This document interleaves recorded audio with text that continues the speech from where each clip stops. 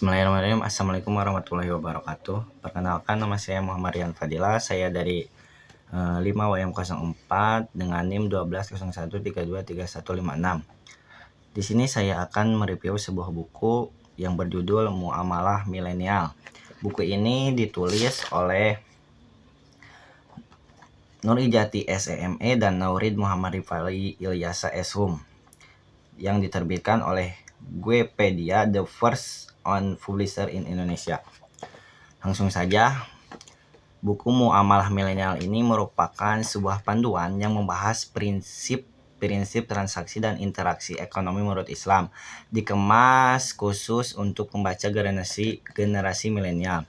Buku ini menjelaskan bahwa dalam Islam, muamalah mencakup aturan tentang jual beli, kerjasama, dan berbagai jenis transaksi lainnya yang harus berlandaskan prinsip syariah.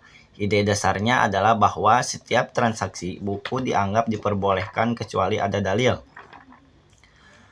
yang melarangnya, dan semua pihak yang harus saling adil serta transparan dalam perjanjian mereka. Selain itu, buku ini menekankan pentingnya memahami muamalah secara komprehensif karena praktiknya bukan hanya soal mengikuti aturan teknis, tetapi mencakup tujuan etis dan sosial yang ingin dicakup melalui transaksi ekonomi. Hal ini termasuk bagaimana transaksi yang benar dapat membawa manfaat, mencegah ketidakadilan, dan memberi dampak positif pada masyarakat luas. Dengan bahasa yang mudah dipahami, buku tersebut mencoba menjembatani gap antara prinsip klasik muamalah dengan konteks kehidupan dan ekonomi modern. Secara keseluruhan, video review ini memberikan gambaran bahwa muamalah bisa dijadikan referensi praktis untuk memahami transaksi syariah bagi kalangan milenial yang aktif kegiatan ekonomi kontemporer. Buku ini membantu pembaca melihat bahwa prinsip Islam dan muamalah tetap relevan dalam kehidupan sehari-hari, serta penting bagi generasi muda untuk menerapkan secara sadar dan bijak. Ini ada beberapa bab, yaitu terdiri dari 8 bab. Mari kita bahas. Bab 1 yaitu pengertian universal. Bab ini memberikan landasan mengenai konsep syariah sebagai aturan menyeluruh dari Allah SWT. Syariah ini dijelaskan sebagai panduan hidup yang mengatur dua dimensi utama, hubungan manusia dengan Tuhan atau bisa disebut hablum minallah, dan hubungan antar sesama manusia yang disebut hablum minannas. Itu tujuannya menciptakan kehidupan yang terarah dan harmonis, di mana syariat tetap relevan melalui metode seperti ijtihad dalam menghadapi perkembangan zaman. Lalu lanjut ke bab 2 yaitu muamalah.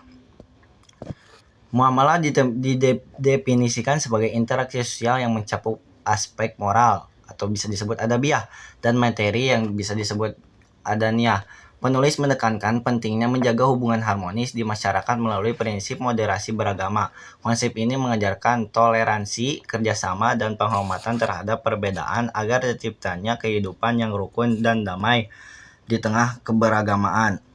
Lanjut bab 3 yaitu sejarah Islam. Berdasarkan sejarah Islam, bab ini membawa pembaca menelusuri sebuah penerapan prinsip muamalah sejak Nabi Muhammad SAW, Khulafaur Rasyidin hingga abad pertengahan. Pembahasan ini berfokus bagaimana ekonomi berbasis syariah seperti pengelolaan zakat, pajak tanah atau bisa disebut kharaj, dan bea cukai digunakan untuk menciptakan keadilan sosial serta mendukung inovasi bidang perdagangan. Lanjut ke bab 4. Bab 4 yaitu lembaga keuangan di Indonesia.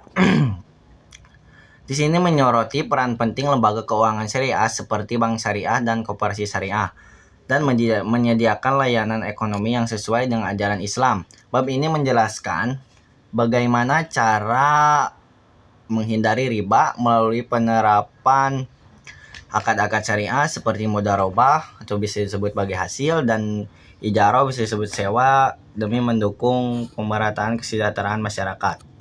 Lanjut bab 5. Bab 5 yaitu membahas tentang riba. Riba ini memberikan penjelasan mendalam mengenai larangan riba karena dianggap merugikan dan tidak adil. Riba menjadi 3 jenis, yaitu riba fadl yang artinya ketidaksetaraan dalam penukaran barang jenis. Lalu ada riba nasi'ah yang artinya tambahan yang muncul karena penundaan pembayaran.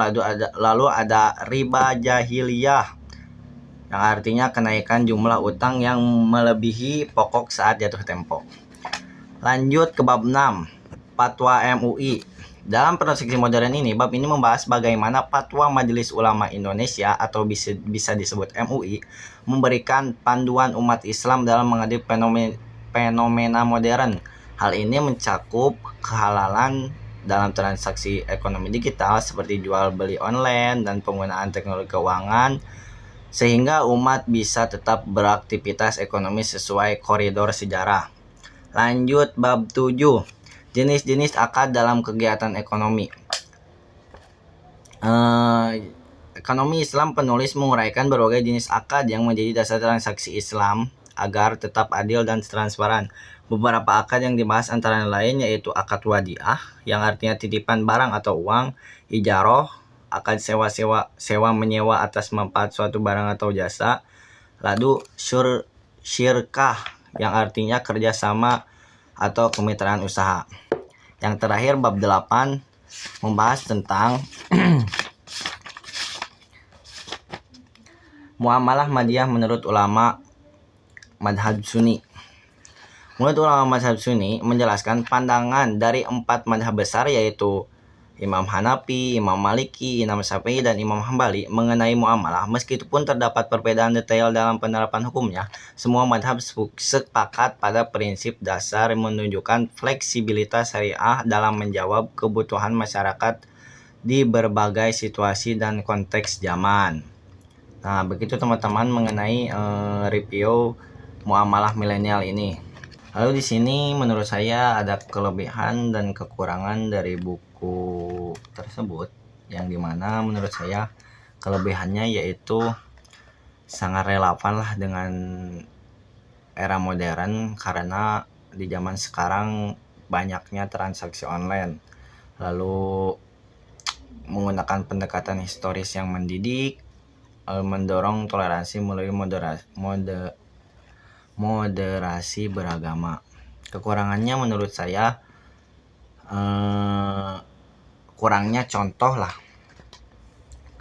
praktis atau nyata dalam kehidupan sehari-hari, lalu lebih fokus pada ekonomi, aspek sosial kurang dibahas mendalam, lalu minimnya pembahasan mengenai tantangan penerapan syariah di era modern. Oke, terima kasih teman-teman. Oh iya, kesimpulan dari buku ini merupakan referensi penting yang memberikan panduan bagaimana prinsip Islam itu tetap relevan di tengah globalisasi. Meskipun memiliki bahasa yang agak berat, buku ini sangat bermanfaat bagi mereka yang ingin memahami ekonomi Islam moderasi beragama secara utuh di era milenial. Terima kasih teman-teman, sekian dari saya mereview buku Muamalah Milenial. Wassalamualaikum warahmatullahi wabarakatuh.